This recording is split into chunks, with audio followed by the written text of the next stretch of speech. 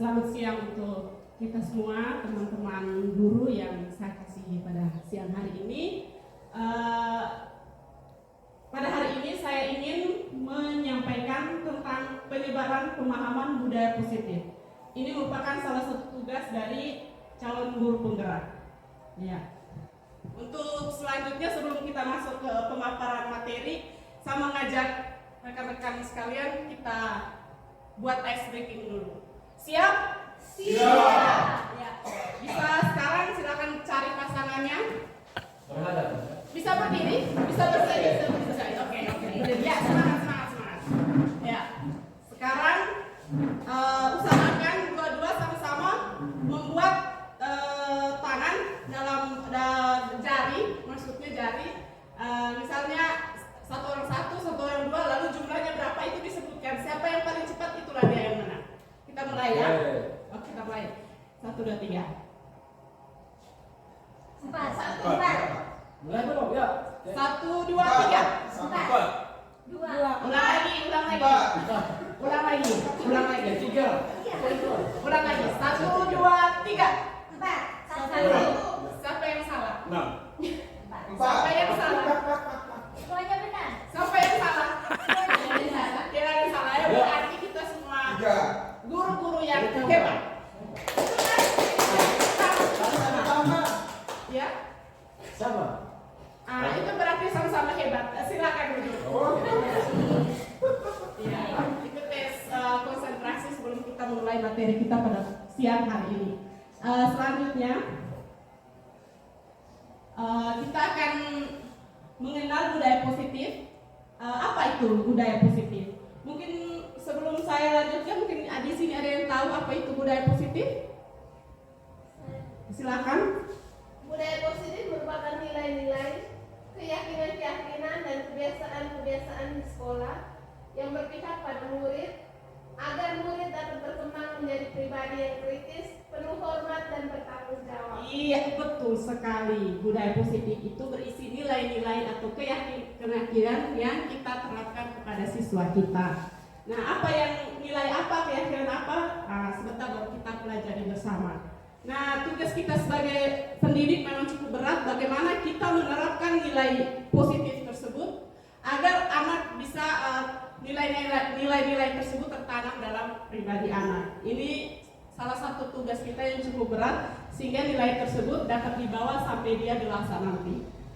Konsep inti dari budaya positif itu ada disiplin positif, nilai kebajikan, teori motivasi, hukuman dan penghargaan, keyakinan kelas, kebutuhan dasar manusia, posisi kontrol dan segitiga restitusi. Apa yang dimaksud dengan konsep inti ini? Maka selanjutnya kita belajar pertama yaitu sebelum saya mengarahkan kita semua ke konsep inti, terlebih dahulu kita ingin merubah paradigma belajar kita. Kita sebagai pendidik harus ada paradigma perubahan dalam belajar, yakni yang dulu dengan sekarang disesuaikan dengan kondisi dan situasi sekarang, apalagi sekarang diterapkan kurikulum merdeka, yang dimana kurikulum merdeka itu ada yang tahu ciri khas dari kurikulum merdeka? Silakan. Kurikulum merdeka itu salah satunya berpihak pada murid. Iya, ciri khas dari kurikulum merdeka itu adalah paling pertama dan utama adalah berpihak pada murid, berpusat pada murid, sesuai dengan kebutuhan murid, di mana murid itu memiliki potensi, minat dan bakat. Nah, tugas guru kita hanya menuntun potensi mereka, tugas kita hanya menuntun, mengarahkan bakat minat mereka. Kita tidak diwajibkan untuk memaksa mereka untuk jadi A, jadi B, jadi C. Kita menuntun, mengarahkan mereka untuk jadi diri mereka sendiri sesuai dengan kemampuan mereka masing-masing. Itu ciri khas dari kurikulum merdeka yang sejalan dengan filosofi Ki Hajar Dewantara. Selanjutnya ada satu psikiater atau pendidik yang namanya William. Salah satu teorinya adalah teori kontrol. Dikembang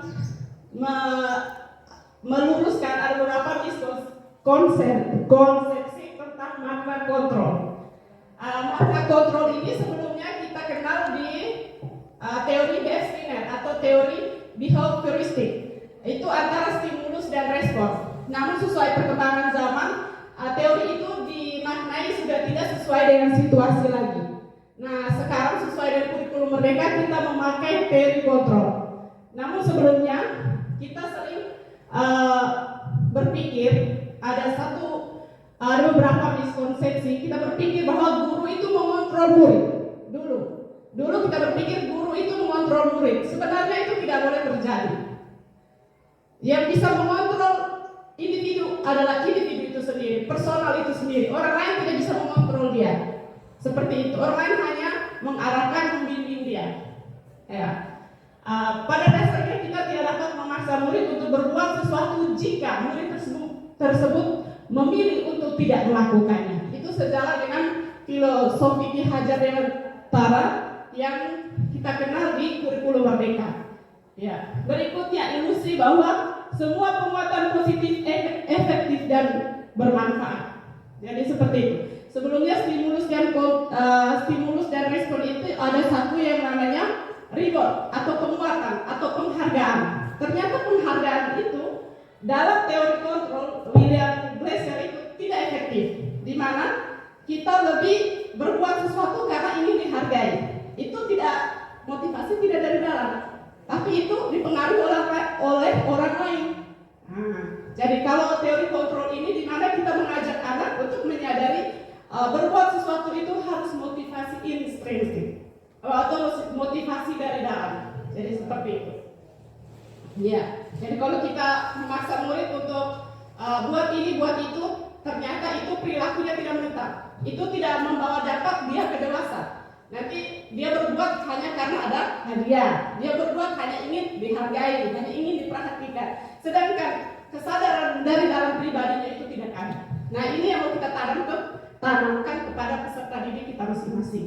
Berikutnya, ilusi bahwa kritik membuat orang merasa bersalah dapat menguatkan karakter. Nah, sebenarnya kritik ini sebenarnya bukan menguatkan karakter, justru membuat dia menyadari dia orang yang paling bersalah. Jadi ini tidak menumbuhkan karakternya, tidak, ini mematikan karakternya. Jadi sebentar baru kita pelajari cara apa yang tepat untuk bisa menumbuhkan karakter yang baik. Oke, kita lanjut. Ilusi bahwa orang dewasa memiliki hak untuk memaksa. Nah, sekarang dulu kita sering memaksa anak, kau harus bisa perkalian 1 sampai sekian, kau harus dan sebagainya. Ya. Nah, dulu memaksa itu artinya anak menghafal. Akhirnya setelah dia tidak menghafal lagi dia lupa. Seperti itu. Nah, ini tidak menetap. Hal ini tidak menetap, tidak membawa dampak ke dia dewasa. Jadi orang dewasa memiliki hak untuk memaksa itu salah. Itu konsep yang salah. Selanjutnya, ya, setelah kita belajar tentang paradigma perubahan dalam belajar, sekarang kita sama-sama belajar tentang disiplin positif. Kira-kira dalam benak Bapak Ibu apa yang dimaksudkan dengan disiplin? Apa yang dimaksudkan dengan disiplin? Ketika mendengar kata disiplin, apa artinya? Adakah yang bisa menjawab? Adakah? Pernah mendengar kata disiplin Bapak Ibu? Pernah. Pasti tentunya pernah. Karena kita di lembaga pendidikan pasti yang namanya disiplin pasti ada. Jadi kira-kira apa itu disiplin? Berjalan sesuai dengan aturan yang berlaku. Iya, jadi seperti itu. Disiplin itu kita lebih mengarah pada peraturan, tetapi yang bermakna positif, yang berkonotasi positif. Jadi arti kata disiplin itu berkaitan dengan peraturan, tapi yang bermakna positif. Nah, kita mengutip pendapat Ki Hajar Dewantara menyatakan bahwa untuk menciptakan siswa yang merdeka, maka syarat utamanya harus mempunyai disiplin yang kuat. Ya, ketika kita ingin siswa kita merdeka itu, tentunya dalam pribadi siswa itu harus memiliki nilai disiplin. Ketika mereka disiplin, tentunya selanjutnya, nilai itu ketika nilai itu terinternalisasi dalam diri mereka, tentunya segala sesuatu mereka lakukan dari atas kesadaran sendiri. Katakan pribadi yang merdeka. Berarti kita menjalankan sesuatu tanpa paksaan, tanpa tekanan dan sebagainya. Itulah yang dikatakan jiwa yang merdeka. Itu sejalan dengan pendapat Ki Hajar Dewantara. Nah, tujuan dari disiplin positif ini adalah menanamkan motivasi kepada semua siswa kita agar mereka menjadi orang yang mereka inginkan dan menghargai diri sendiri dengan nilai-nilai yang mereka percaya. Jadi seperti itu. Jadi kita ingin menanamkan motivasi kepada siswa agar mereka menjadi orang yang mereka inginkan, bukan orang yang kita inginkan. Kita tidak bisa mengatur siswa kita, karena mereka punya pikiran sendiri, mereka punya wawasan sendiri yang nantinya berkembang sesuai dengan kemampuan mereka. Tugas kita hanya menuntun. Seperti itu. Selanjutnya, nah, dalam disiplin, dalam budaya positif itu terdapat berbagai nilai kebajikan. Nah, nilai-nilai ini yang kita harapkan akan ditanamkan kepada anak dan menjadi nilai yang menjadi pedoman bagi anak ketika dia dewasa nanti. Ada banyak, ada peduli, rajin, integritas, rasa hormat, keberanian, kebahagiaan, kesantunan, keadilan, tenggang rasa, harga diri, kedamaian, gotong royong, rendah hati, dan pengertian, dan masih banyak lagi. Nah, itu nilai-nilai ini yang kita kenal, kalau dalam kurikulum mereka itu dikenal dengan P5. Ya, apa kira-kira nilai dari P5? Yang pertama apa? Beriman dan bertakwa kepada Tuhan yang Maha Kuasa serta berakhlak mulia. Yang kedua, gotong royong. Yang ketiga, kreatif, mandiri, dan inovatif. Itu nilai-nilai yang terkandung dalam P5. Itu sejalan dengan nilai kebajikan dari budaya positif. Jadi tugas kita menanamkan nilai-nilai tersebut kepada anak supaya nilai-nilai tersebut menetap. Tidak hanya mereka ketika berada di sekolah saja, tapi ketika mereka berada di masyarakat, ketika mereka dewasa, maka yang kita harapkan dalam nilai itu terus ada dalam pribadi mereka. Nah, ini tugas kita sebagai guru. Tugas kita cukup berat, tapi tetap sebagai guru adalah tugas yang mulia. Jadi untuk saat ini kita semua pasti bangga, kita adalah seorang guru yang memiliki tugas mulia. Tidak semua orang bisa menjadi seperti kita. Tepuk tangan dulu untuk kita semua. Selanjutnya, dimensi berikut atau konsep budaya positif berikut adalah motivasi perilaku manusia. Nah, ini menurut Diana Gosen. Ada 3 motivasi perilaku manusia. Ini semua terdapat di setiap individu. Yang pertama, untuk menghindari ketidaknyamanan atau hukuman. Nah, ini orang berbuat sesuatu, misalnya dia datang pagi, datang tepat waktu, itu motivasinya untuk contohnya menghindari ketidaknyamanan atau hukuman. Itu menurut Diana Gosen. Lalu yang kedua, untuk mendapatkan imbalan atau penghargaan. Nah, ini motivasi orang melakukan sesuatu juga. Ada yang kedua itu mendapatkan imbalan. Seperti itu. Dan motivasi yang ketiga itu menjadi orang yang mereka inginkan dan menghargai diri sendiri dengan nilai-nilai yang mereka percaya. Dari ketiga motivasi ini yang kita inginkan kepada anak itu adalah yang keberapa? Ada menghindari ketidaknyamanan atau hukuman, ingin mendapatkan imbalan, dan yang ketiga menjadi orang yang mereka inginkan. Kira-kira motivasi mana yang mau kita tanamkan kepada anak? Iya, tepat sekali. Motivasi yang ketiga. Kita ingin anak itu menjadi apa yang mereka inginkan, bukan menjadi apa yang orang tua inginkan. Kalau menjadi orang lain, menjadi seperti orang lain inginkan, berarti mereka berbuat tidak dari dalam diri, tidak bertanggung jawab nantinya. Tapi ketika mereka memilih sesuai keinginan mereka, maka mereka akan bertanggung jawab dengan pilihannya. Selanjutnya, nah ini konsep budaya positif yang berikut adalah hukuman dan penghargaan. Selama ini kita sering paradigma sebelum ada di budaya positif itu kita sering mendidik anak dengan hukuman dan ada juga dengan penghargaan atau penguatan atau reward. Nah, ternyata ini salah. Mengapa demikian? Karena itu tidak menguatkan karakter anak. Apalagi penghargaan itu tidak menguatkan karakter anak. Mengapa demikian?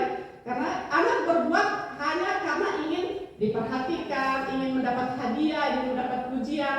Nah ini tidak menguatkan karakternya, sehingga ketika dia tidak mendapat hadiah lagi, dia tidak mau melakukan seperti itu. Nah ini konsep yang salah sebelumnya, sebelum teori William ini. Ya. Dari anak apa yang konsep apa yang harus kita terapkan? Nah ada yang namanya restitusi. Restitusi adalah sebuah cara menanamkan disiplin positif pada murid. Restitusi bukan untuk menebus kesalahan, namun untuk belajar dari kesalahan. Seperti itu. Jadi dengan perubahan paradigma belajar yang dulunya kita menghukum dan ada juga memberikan penghargaan kepada anak, namun budaya positif ini mengajak kita untuk lebih menerapkan ada satu yang namanya restitusi. Nanti sebentar kita tahu langkah-langkahnya seperti apa. Jadi seperti itu. Selanjutnya, ya ini sebelumnya ya, ternyata konsep yang dulu itu hukuman dan penghargaan, kita sering dihukum oleh penghargaan. Seperti yang sudah saya jelaskan tadi, penghargaan itu tidak terjadi, tidak menetap dalam jangka panjang, dia hanya jangka pendek. Ketika mendapat imbalan atau hadiah dia buat, ketika tidak berarti tidak buat, seperti itu. Penghargaan itu tidak efektif. Nah, ini juga penghargaan tidak efektif, di mana jika dia melakukan sesuatu maka dia pasti mendapat penghargaan. Nah, ketika dia tidak mendapatkan penghargaan maka dia juga tidak mau melakukan sesuatu. Berikutnya, penghargaan merusak hubungan. Ini konsep dihukum oleh penghargaan. Penghargaan merusak hubungan, di mana ketika kita memberi hadiah kepada orang lain maka yang lain merasa iri. Iya. Jadi seperti itu, merusak hubungan. Jadi dia timbul rasa iri, rasa dendam dan sebagainya. Ya itu manusiawi ya. Ya. Selanjutnya penghargaan mengurangi ketepatan. Nah, ada juga yang penghargaan menurunkan kualitas. Jadi ketika kita tidak memberikan penghargaan, ya dia tidak berlomba-lomba lagi untuk bersaing. Seperti itu. Kita lanjut. Ya ini. Jadi cara yang tepat dalam budaya positif agar anak dapat menanamkan nilai-nilai positif itu adalah yang namanya restitusi. Sebuah cara menanamkan disiplin positif pada murid. Ya. Jadi menurut dosen itu restitusi adalah proses menciptakan kondisi bagi murid untuk memperbaiki kesalahan mereka. Yaitu kita sebagai guru yang menerapkan itu. Bagaimana kita berusaha membuat anak mempertanggungjawabkan kesalahannya, bukan malah kita menghukum mereka. Karena ada dampak-dampak negatif ketika kita menghukum. Bisa saja anak mendamai kita, seperti itu. Dan juga tidak menguatkan karakternya. Nanti itu akan regenerasi. Besok-besok ketika dia dewasa, dia akan melakukan orang lain yang cara menghukum dan sebagainya. Nah itu tidak menguatkan karakter. Restitusi juga adalah proses kolaborasi yang mengajarkan murid untuk mencari solusi atau masalah dan membantu murid berpikir tentang orang seperti apa yang mereka inginkan dan bagaimana mereka memperlakukan orang lain. Jadi restitusi ini kita mengarahkan murid untuk mencari solusi sendiri, ya, membantu mereka untuk berpikir sendiri kesalahan mereka itu apa, lalu cara memperbaikinya bagaimana. Itu kita biarkan kepada murid yang memikirkan. Jadi kontrolnya itu ada dalam diri mereka sendiri. Kita tidak mengontrol mereka bahwa kau sudah melakukan kesalahan ini maka kau harus memperbaikinya dengan cara seperti ini, bla bla bla bla dan sebagainya. Nah itu tidak bisa. Kita tidak bisa mengontrol murid sedemikian rupa. Sehingga ada banyak murid lalu kita harus mengontrol mereka satu persatu, maka itu akan menambah beban kita secara psikis. Tapi ketika kita membiarkan murid memperbaiki kesalahan, mempertanggungjawabkan kesalahannya sendiri, maka dia akan belajar dari kesalahan dan proses berpikirnya menjadi dewasa. Restitusi membantu murid menjadi lebih memiliki tujuan, disiplin positif dan memulihkan dirinya setelah berbuat salah. Ya, penekanannya bukan pada bagaimana perilaku itu menyenangkan orang lain atau menghindari ketidaknyamanan, namun tujuannya adalah menjadi orang yang menghargai nilai-nilai kebajikan yang mereka percaya. Melalui pendekatan restitusi, ketika murid berbuat salah, guru akan mengajak murid berefleksi. Jadi ketika mereka buat salah, kita mengajak mereka untuk berefleksi letak kesalahan mereka di mana. Ketika mereka sudah tahu letak kesalahannya, kita mengajak mereka bagaimana cara memperbaikinya dan bertanggung jawab atas kesalahannya. Seperti itu. Selanjutnya, ya ini keyakinan kelas. Ketika kita belajar disiplin positif, kita juga harus bisa menerapkan yang namanya keyakinan kelas. Paradigma sebelumnya, keyakinan kelas disamakan dengan peraturan kelas. Namun dalam budaya positif itu dinamakan keyakinan kelas. Kenapa dinamakan keyakinan kelas? Karena dalam keyakinan itu ada nilai-nilai yang dianggap menetap. Ketika kita menerapkan keyakinan, nilainya akan lebih menetap pada individu itu. Kalau peraturan itu bersifat sementara. Mengapa demikian? Karena peraturan itu terkadang dibuat penetapan peraturan itu sekelompok orang. Hanya orang-orang tertentu. Contohnya hanya guru dan sebagainya. Tapi keyakinan kelas itu disepakati bersama. Ya, disepakati bersama, kita bersama berembuk apa-apa yang harus kita sepakati dalam 1 tahun ke depan, contohnya seperti itu. Pembentukan keyakinan kelas ini bisa kita perhatikan bersama di kelas kita masing-masing. Berikutnya, ya konsep yang berikut dari budaya positif itu kebutuhan dasar manusia. Jadi setiap individu, setiap kita sebagai manusia memiliki kebutuhan dasar masing-masing. Nah, sebagai anak juga mereka melakukan sesuatu juga untuk memenuhi kebutuhan dasar mereka. Contohnya kalau kita lapar, jadi kita harus makan. Iya, itu juga salah satu memenuhi kebutuhan dasar kita.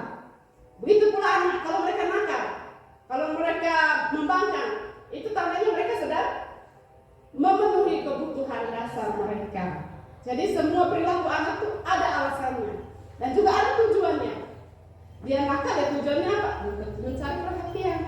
Begitu. Dia membangkang tujuannya apa? Mencari perhatian. Mendapatkan perhatian dan sebagainya. Jadi semua perilaku itu ada alasannya. Kita tidak bisa berpikir kenapa anak seperti ini? Kenapa anak seperti ini? Nah, kita sebagai guru harus menggali akarnya ada di mana. Jadi seperti itu. Jadi yang pertama, kebutuhan dasar yang pertama adalah kebutuhan bertahan hidup. Ya, ini semua kita pasti. Kita ingin mempertahankan hidup dengan cara memenuhi kebutuhan fisiologis, ya seperti makan, minum, sandang, pangan dan sebagainya.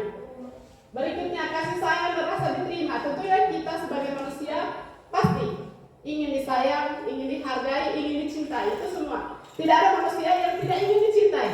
Semua kita pasti ingin dicintai. Nah, begitu juga peserta didik kita. Mereka melakukan sesuatu itu karena ada satu kebutuhan yang mereka ingin penuhi. Jadi seperti itu. Contohnya mereka lari-lari, kejar-kejar. Itu juga ada satu kebutuhan yang mereka ingin penuhi. Mereka tidur-tiduran di kelas, coba itu. Itu semua tindak tangkap peserta didik. Ada satu dorongan dari dalam dirinya untuk memenuhi kebutuhannya. Ya. Nah, selanjutnya penguasaan. Dan semua orang ini kebutuhan pengakuan atas kemampuan. Jadi semua orang ingin diakui. Kita pasti juga seperti itu, apalagi anak didik kita. Jadi kita tidak bisa bilang kau yang paling bodoh, kau yang paling tidak bisa. Itu tidak sesuai dengan kebutuhan dia. Tapi ketika dia berbuat sesuatu, dia ingin mendapatkan pengakuan.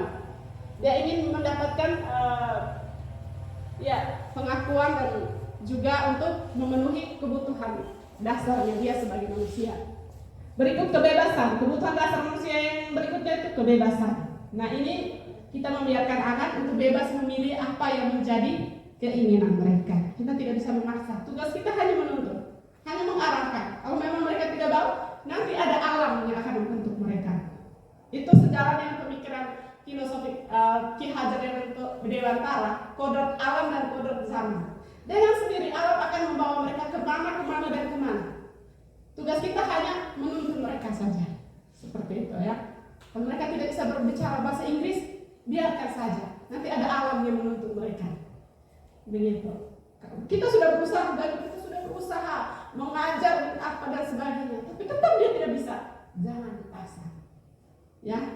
Ada satu hal yang kita tidak bisa melampaui. Itu kita harus pahami bersama. Ada hal yang kita tidak bisa melampaui. Kita tidak bisa merubah anak seperti yang kita inginkan ya.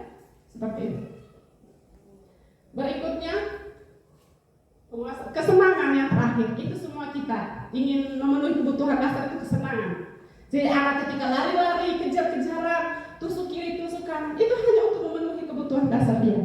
Kenapa dia harus memenuhi kebutuhan dasar dia? Ya mungkin karena waktu kecil dalam tumbuh kembangnya di usia emas 1-5 tahun ada kebutuhan yang tidak dipenuhi oleh orang tua.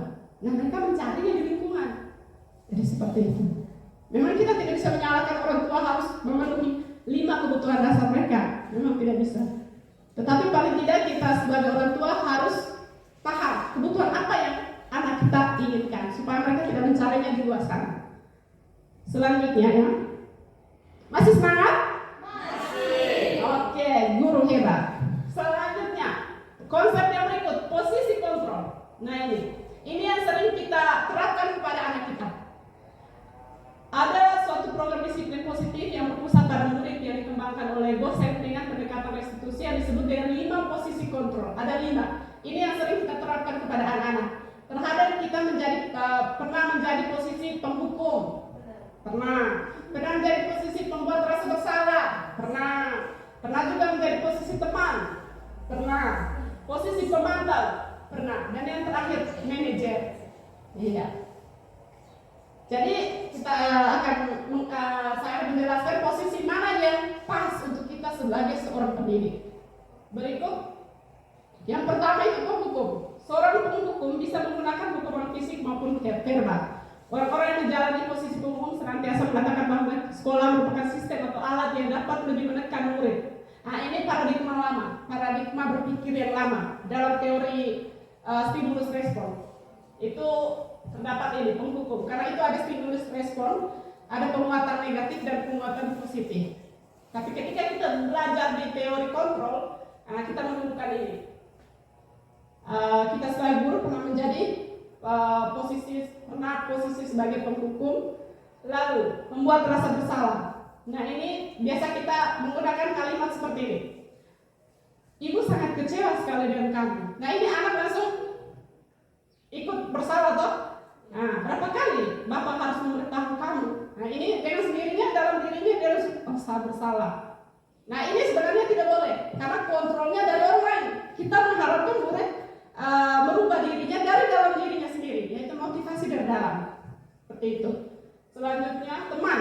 Nah ini kata-kata yang sering kita keluarkan adalah ayolah, bantulah demi ibu, demi bapak. Ya kita terkadang seperti itu. Ayo ingat tidak bantuan bapak selama ini. Kita mulai memposisikan diri sebagai teman supaya anak. Nah itu sebenarnya tidak boleh. Berikutnya, pemantau. Nah ini juga sering kita lakukan. Kamu sudah berbuat salah, peraturan apa yang kamu langgar? Itu kan pemantau. Apa yang telah kamu lakukan? Nah seperti itu. Itu kata-kata yang sebenarnya tidak menumbuhkan karakter pada anak.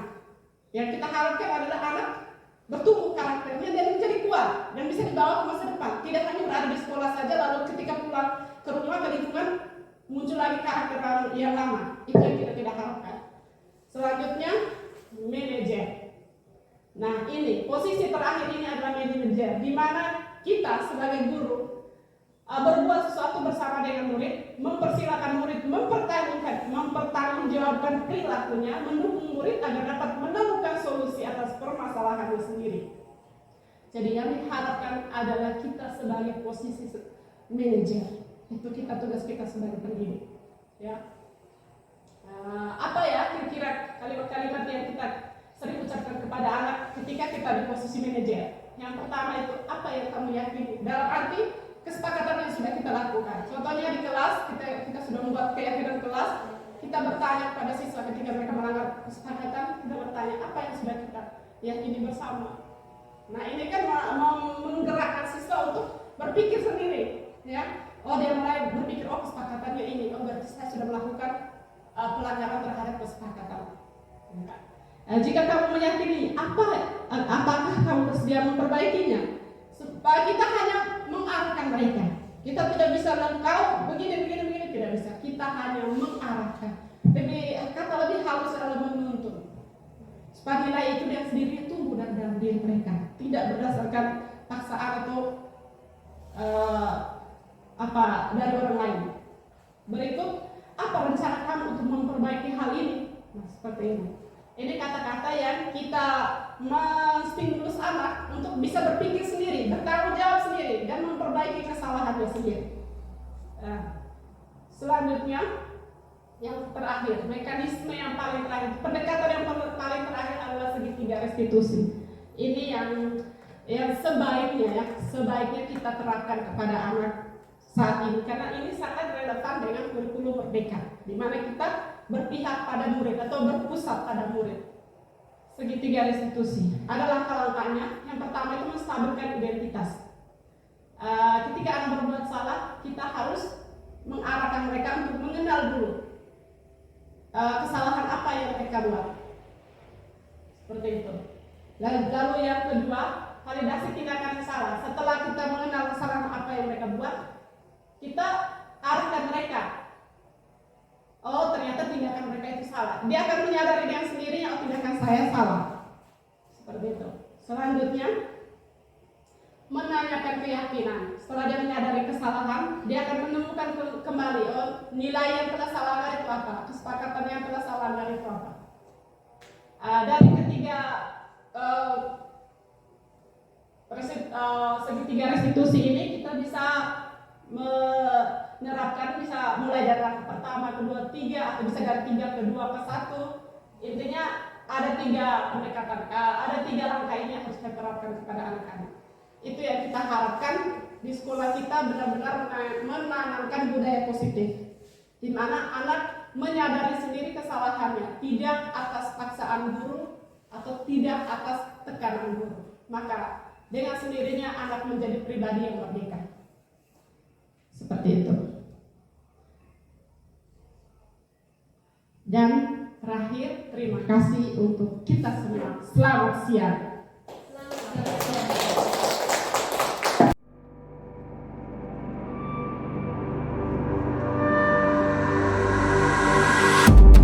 Selamat pagi, Ibu. Oh, selamat pagi. Mari silakan duduk. Terima kasih, Ibu. Ya.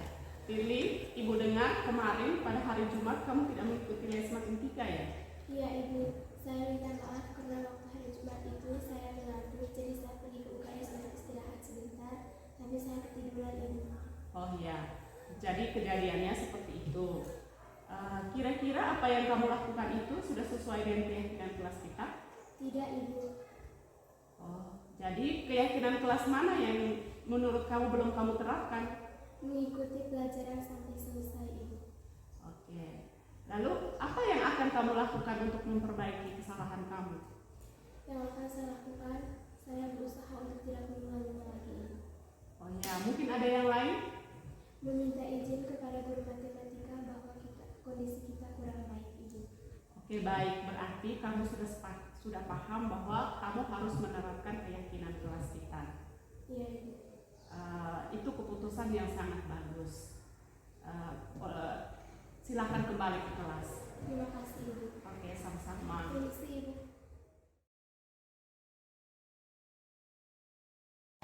Nama saya Maria Vermelinda Tabu. Saya dari kelas 10A. Setelah saya melakukan diskusi dengan ibu guru, saya menyadari kesalahan saya dan saya berjanji tidak akan mengulangi lagi kesalahan saya. Sekian dan terima kasih.